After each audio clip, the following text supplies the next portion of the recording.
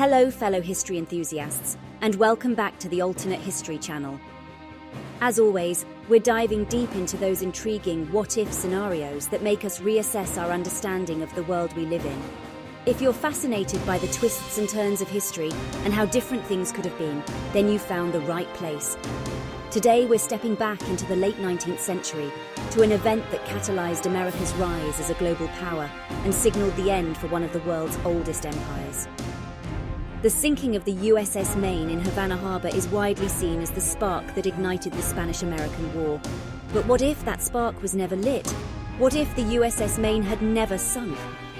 This seemingly simple change unravels a fascinating web of alternate historical paths that would reshape nations and redraw the geopolitical landscape. Buckle up as we embark on this historical journey together.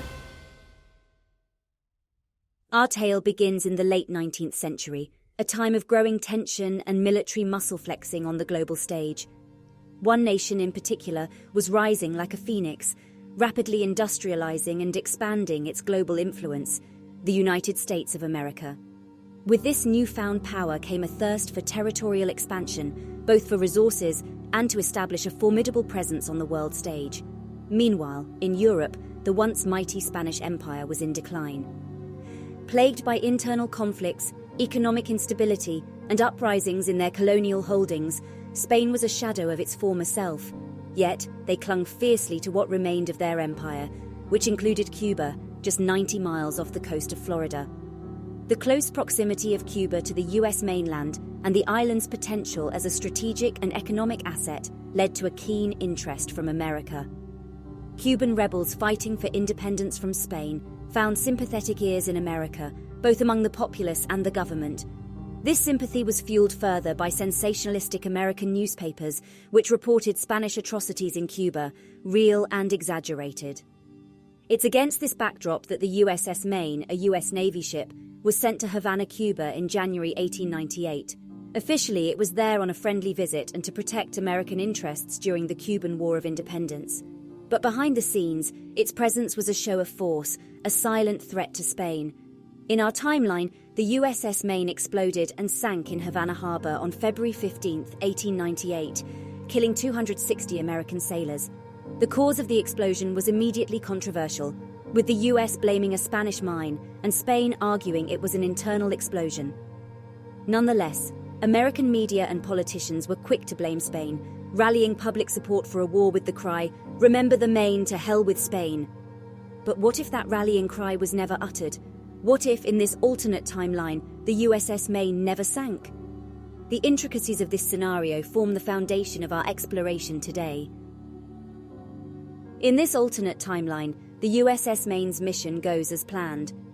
The vessel, with its impressive steel hull and formidable array of guns, stands as a quiet sentinel in Havana Harbor throughout the early months of 1898. The ship's presence, while provocative to Spanish authorities, does not incite any aggression, and no mysterious explosion sends the Maine to the bottom of the harbor. Without the tragic event, there is no immediate casus belli, no rallying cry for the American populace. Newspapers, still brimming with stories of Spanish misrule in Cuba, do not have the critical spark to fan the flames of war fervor.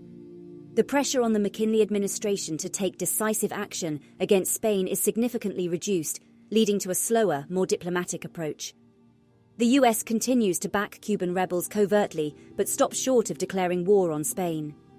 With tensions rising but not boiling over, international diplomatic efforts, led by European powers not eager to see a war so close to their American possessions, become more significant. The sinking of the Maine in our timeline had led to the Spanish-American War, a conflict that drastically shifted global power dynamics and marked the arrival of the United States as a world power. In this alternate timeline, without the Maine incident, this war is postponed or, in a more peaceful scenario, avoided entirely. Spain, without the war draining its resources, holds on to Cuba for a longer period. Cuban rebels, lacking the decisive support of American military might find their struggle for independence extending for several more years. The Philippine Revolution also drags on longer, with American intervention not taking place as it did in our timeline following the outbreak of the Spanish-American War. In the United States, the absence of a short, victorious war means the nation's attention stays focused inward. The debates around industrialization, immigration, and labor rights that mark this era continue to dominate the American socio-political landscape without the distraction of an overseas conflict. The long-term ramifications of the USS Maine not sinking and the subsequent shift in global dynamics are extensive and transformative. Let's start with the United States. Its trajectory towards global superpower status slows down considerably. Without the swift and decisive victory over Spain, the spirit of imperialism and manifest destiny quiets down, and the United States remains more focused on domestic issues and continental affairs. It likely still becomes a significant global player, but it does so more gradually and less assertively. In the Pacific, the Philippines does eventually gain independence, but without the interlude of American rule. This results in a Philippines that's more oriented towards Asia in its politics and alliances rather than the West, which in turn might have significant implications for the geopolitics of the Pacific. Spain, on the other hand, gets a temporary reprieve. It manages to hold on to its colonies a little longer, although it's still declining as a world power.